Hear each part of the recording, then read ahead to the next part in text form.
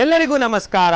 Achiever ಸಂಸ್ಥೆಯ ವಿಶೇಷ ಸಂಚಿಕೆಗೆ ಸ್ವಾಗತ. ಸ್ನೇಹಿತರೆ, ಇಂಡಿಯನ್ ಇನ್ಸ್ಟಿಟ್ಯೂಟ್ ಆಫ್ ಸೈನ್ಸ್ ಏನು ನಮ್ಮ ಬೆಂಗಳೂರಿನಲ್ಲಿರುವಂತಹ ಪ್ರತಿಷ್ಠಿತ ಸಂಸ್ಥೆ ಸ್ನೇಹಿತರೆ. ಅಂದ್ರೆ ಪ್ರಪಂಚದ ಟಾಪ್ 200 ಯೂನಿವರ್ಸಿಟಿಗಳನ್ನು ತೆಗೆದುಕೊಂಡ್ರೆ ನಮ್ಮ IISc ಬೆಂಗಳೂರು ಕೂಡ ಅದರಲ್ಲಿ ಸ್ಥಾನ ಪಡೆದಿದೆ. ಸೊ ಅಂತ IISc ಬೆಂಗಳೂರಿನಲ್ಲಿ ಅಡ್ಮಿನಿಸ್ಟ್ರೇಟಿವ್ ಅಸಿಸ್ಟೆಂಟ್, ಆಡಳಿತ ಸಹಾಯಕ ಅಥವಾ ಏನು FDA ಅಂತ ಹೇಳ್ತೀವಲ್ವ ಸ್ನೇಹಿತರೆ, ಸೊ ಆ ಥರದೊಂದು ಪೋಸ್ಟನ್ನು ಇವಾಗ ಕಾಲ್ ಮಾಡಿದ್ದಾರೆ.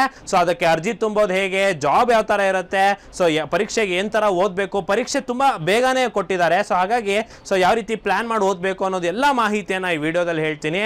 ಸೊ ಯಾರ್ಯಾರು ರಾಜ್ಯ ಸರ್ಕಾರದ ಹುದ್ದೆಗಳಿಗೆ ವೇಟ್ ಮಾಡ್ತಾ ಇದ್ದೀರಾ, ಸೊ ಅವ್ರಿಗೆ ನೋಟಿಫಿಕೇಶನ್ ಆಗ್ತಾ ಇಲ್ಲ ಸರ್ ಅಂತ ಹೇಳೋರಿಗೆ ನೋಡಿ, ಈಗ ನೋಟಿಫಿಕೇಶನ್ ಆಗಿದೆ. ಸೊ ಇದು ಸ್ಟೇಟ್ ಗೌರ್ಮೆಂಟ್ ನಲ್ಲಿ ಇರುವಂತಹ ಅಂದ್ರೆ ಸೆಂಟ್ರಲ್ IISc ಏನು ಇಂಡಿಯನ್ ಇನ್ಸ್ಟಿಟ್ಯೂಟ್ ಆಫ್ ಸೈನ್ಸ್ ಇದೆ, ಸೊ ಅದರಲ್ಲಿ ನೀವು ಆಡಳಿತ ಸಹಾಯಕರಾಗಿ ಸೇರ್ಕೊಳ್ಬಹುದು ಸ್ನೇಹಿತರೆ. ಸೊ ಹಾಗಾದ್ರೆ ಇದರ ಬಗ್ಗೆ ಹೆಚ್ಚಿನ ಮಾಹಿತಿ ತಿಳ್ಕೊಳ್ತಾ ಹೋಗೋಣ. ಸೊ ಸ್ನೇಹಿತರೆ, ಅದಕ್ಕಿಂತ ಮುಂಚೆ ಒಂದು ಸ್ವಲ್ಪ ಹಿನ್ನೆಲೆ ಹೇಳ್ಬಿಡ್ತೀನಿ. ತುಂಬಾ ಐತಿಹಾಸಿಕ ಒಂದು ಸಂಸ್ಥೆ ಸ್ನೇಹಿತರೆ.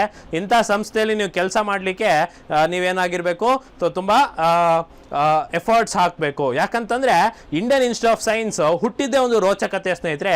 1893ನೇ ಇಸ್ವಿಯಲ್ಲಿ ಸ್ವಾಮಿ ವಿವೇಕಾನಂದ ಮತ್ತೆ ಜಮ್ಸೆಡ್ಜಿ ಟಾಟಾ ಅವರು ಯೋಕೋಹಾಮಾದಿಂದ ವ್ಯಾಂಕೋವರಿಗೆ ಹಡಗ್ನಲ್ಲಿ ಹೋಗ್ತಾ ಇರ್ತಾರಂತೆ.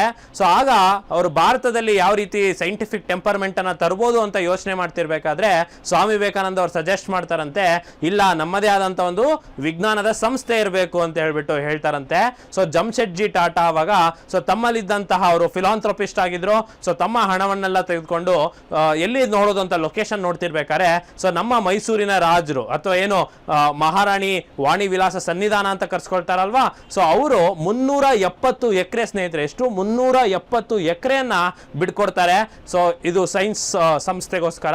ಸೊ ಇದು ಇಂಡಿಯನ್ ಇನ್ಸ್ಟಿಟ್ಯೂಟ್ ಆಫ್ ಸೈನ್ಸ್ ಅಂತ ಆಗುತ್ತೆ. ಸೊ 1905ನೇ ಇಸ್ವಿಗೆ, ಇದು ಆಗಸ್ಟ್ ಅಲ್ಲಿ ಜಮ್ಶೆಡ್ಜಿ ಟಾಟಾ ತೀರೋಗಿರ್ತಾರೆ. ಸೊ ಅವರು ಇದನ್ನ ಕನಸು ಪೂರ ಆಗೋದು ನೋಡೋದಿಲ್ಲ, ಬಟ್ ನಂತರ ಅವರ ಮಕ್ಕಳು ಅದನ್ನ ಕಂಟಿನ್ಯೂ ಮಾಡ್ಕೊಂಡು ಹೋಗ್ತಾರೆ. ಬಟ್ ಯಾವಾಗ ಇದಕ್ಕೆ ತುಂಬಾ ಬೆಲೆ ಬಂದ್ಬಿಡತ್ತೆ ಅಂತಂದ್ರೆ CV ರಾಮನ್ ನೀವು ಕೇಳಿರ್ತೀರಾ. ಸೊ ಅವರು ಮೊದಲನೇ ಡೈರೆಕ್ಟರ್ ಆಗ್ತಾರೆ IIScಗೆ.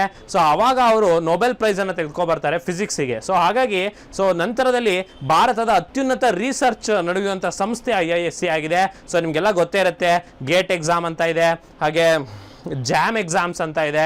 ಸೊ BSc MSc ಅಂತ ಓದಿರೋರು ಕೂಡ ಅಲ್ಲಿಗೆ ಹೈಯರ್ ಸ್ಟಡೀಸಿಗೆ ಹೋಗ್ಬೋದು, ರಿಸರ್ಚಿಗೆ ಹೋಗ್ಬೋದು, ಇಂಜಿನಿಯರಿಂಗ್ ಮಾಡಿದವ್ರು ಹೋಗ್ಬೋದು. ಸೊ ಈ ರೀತಿ ಒಳ್ಳೊಳ್ಳೆ ವೈಜ್ಞಾನಿಕ ಕೋರ್ಸ್ಗಳನ್ನು ನೀವು ಅಲ್ಲಿ ಓದ್ಬೋದು, ರಿಸರ್ಚನ್ನು ಮಾಡ್ಬೋದು. ಸೊ ಪ್ರತಿ ವರ್ಷ ಫೆಬ್ರವರಿಗೆ ಓಪನ್ ಡೇ ಅಂತ ಮಾಡ್ತಾರೆ IISc ಅವರು, ಫೆಬ್ರವರಿ ಮೊದಲನೇ ಭಾನುವಾರದಲ್ಲಿ ಸಾಮಾನ್ಯವಾಗಿ.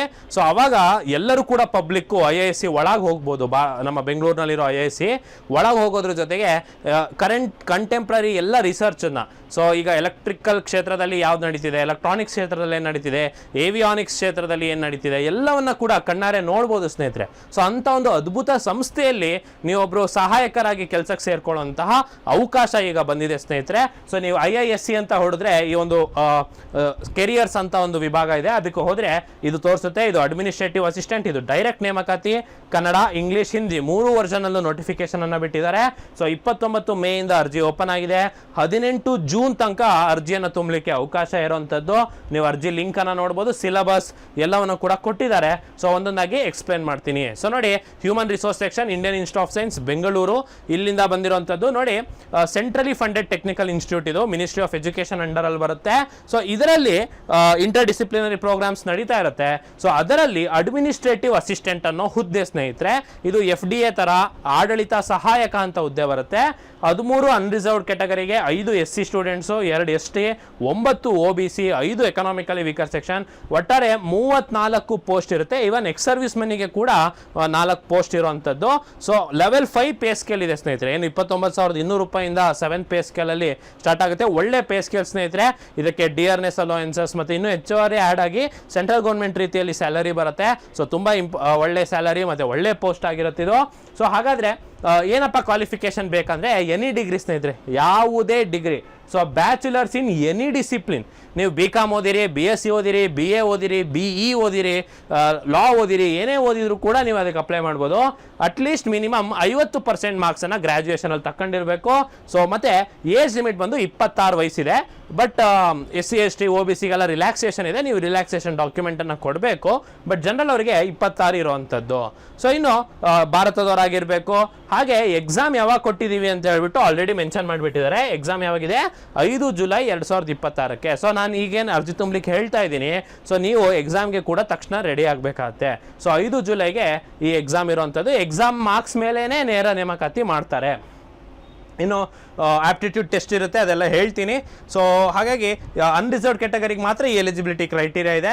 ಇನ್ನು ಉಳಿದವರಿಗೆಲ್ಲ ಸ್ವಲ್ಪ ರಿಲ್ಯಾಕ್ಸೇಷನ್ ಇರುತ್ತೆ, ಏಜ್ ರಿಲ್ಯಾಕ್ಸೇಷನ್ ಇರುತ್ತೆ ಗೌರ್ಮೆಂಟ್ ಆಫ್ ಇಂಡಿಯಾ ನಾರ್ಮ್ಸ್ ಪ್ರಕಾರ.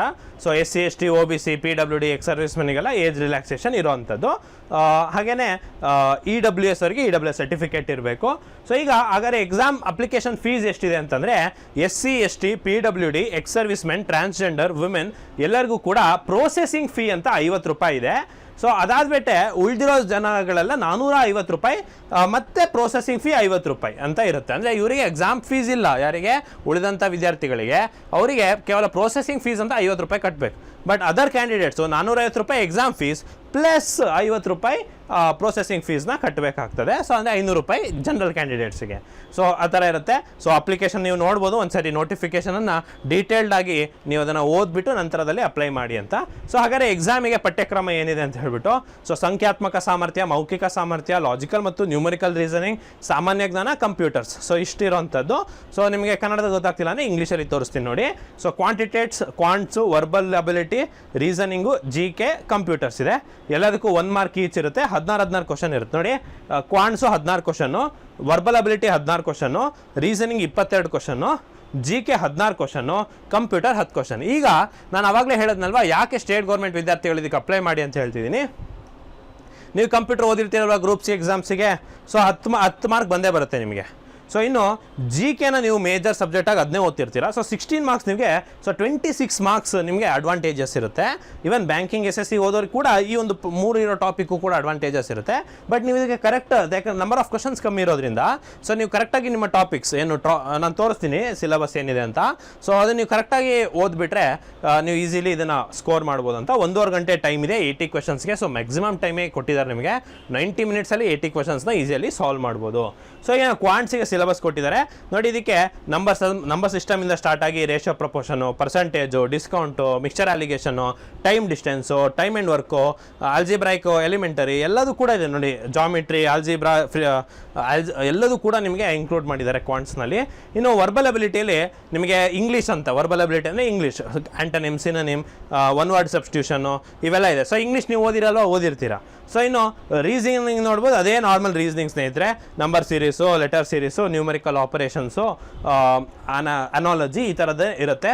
ಕ್ರಿಟಿಕಲ್ ಥಿಂಕಿಂಗ್ ಎಲ್ಲ ಇರುತ್ತೆ. GKಲಿ ನೋಡಿ ಸಬ್ಜೆಕ್ಟ್ ಎಕ್ಸ್ಪರ್ಟೈಸ್ ಬೇಡ, ಬಟ್ ಸಿಂಪಲ್ ಆಗಿರೋಂಥ ನಮ್ಮ economics, general policy, Indian constitution, culture, history same SSC syllabus ಥರ ಕೊಟ್ಟಿರ್ತಾನೆ. ಸೊ ಇನ್ನು ಕಂಪ್ಯೂಟರ್ ಅಪ್ಲಿಕೇಶನ್ಸ್ ನೋಡೋದಾದರೆ ನಮ್ಮ ನೇಮ್ ಕಂಪ್ಯೂಟರ್ ಆ್ಯಕ್ಟ್ ಅದೇ ಇದೆ. ಬಟ್ ಇಲ್ಲಿ ನೋಡಿ ಗವರ್ನೆನ್ಸ್ ಮತ್ತು IT ಆ್ಯಕ್ಟು ಈ ಥರದ 1-2-3 ಡಿಜಿಟಲ್ ಸಿಗ್ನೇಚರು, ಇನ್ನೊಂದು 2-3 ಟಾಪಿಕ್ಸ್ನ ಹೆಚ್ಚುವರಿ ಓದಬೇಕಷ್ಟೇ.